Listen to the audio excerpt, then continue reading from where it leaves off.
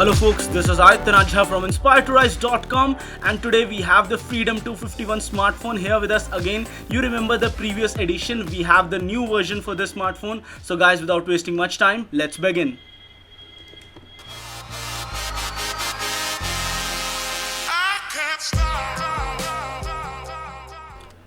So guys, you had seen the original Freedom 251 smartphone. This is the new version, and there are few minor changes in the design also, as this looks like a custom made Freedom 251 smartphone, not the Adcom Icon 4 which we had seen before. On the bottom we have the small microphone hole, and on the left hand side we have the volume rocker, and on the top of this smartphone we have the 3.5mm jack and the micro USB port, and the camera is flush with the surface. You also get a LED flash, and this smartphone itself comes with a 4-inch quarter HD IPS display which is 916 to 540 pixels in resolution, and it comes with Android 5.1 out of the box. It has quite a stock Android experience, and it comes with 1GB of RAM, 1450 mAh battery, 1450 mAh battery, is a dual SIM smartphone, comes with 1.3 GHz quad core processor, internal storage is around 8GB of internal storage on this one, and available storage is quite less because a lot of applications are installed, and the battery is okay enough to power a 4-inch display. You have to keep in mind the fact that it's just a $4 smartphone, even with the delivery charge that would amount to maybe like 290 rupees, and that's quite a feat for the Freedom 251 smartphone.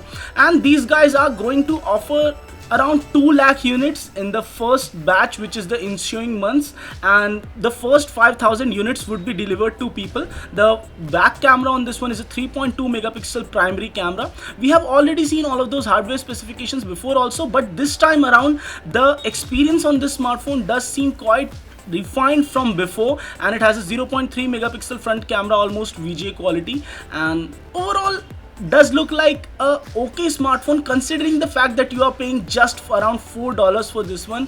Camera quality also seemed decent on this one considering the fact that the price is quite less, and you also get few other modes like EIS also on a phone like this, very cheap phone like this. We also thought about the bill of materials for such a smartphone. Even the bill of materials for such a smartphone comes to around maybe like 2000 rupees or 1500 rupees, and it is quite a feat to provide this phone at maybe like 290 rupees. The camera quality, as can be seen, is quite good for a phone which is just around $4, and overall experience also was quite smooth. Even there are themes etc. for this phone, comes with Wi-Fi, Bluetooth, almost every other feature that you might get in a 4000 to 5000 rupees Android smartphone.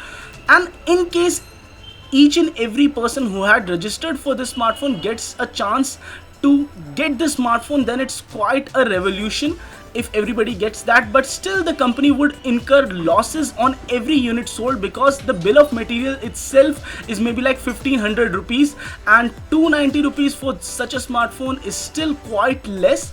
It's quite a good looking phone this time around. The first edition had a very iOS like feel, the iPhone like feel, the home button etc. It was the Adcom Icon 4, not exactly a made in India or maybe even outsourced from China type of smartphone. This phone has the battery made in India, but every other part is something which has been outsourced from other countries.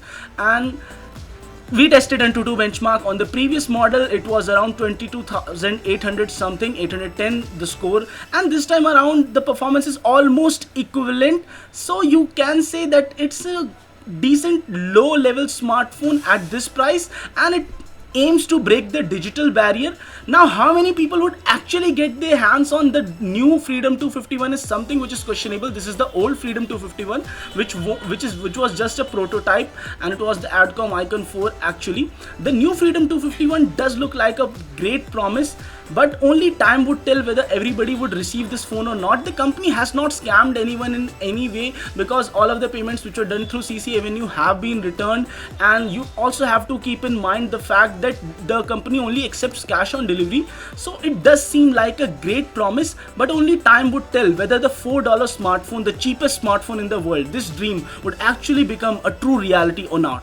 So guys, this was it for this video. In case you like this one, don't forget to hit the thumbs up and don't forget to subscribe to our channel. This is Aditya Najha from InspiredToRise.com. Signing off folks, stay inspired to rise.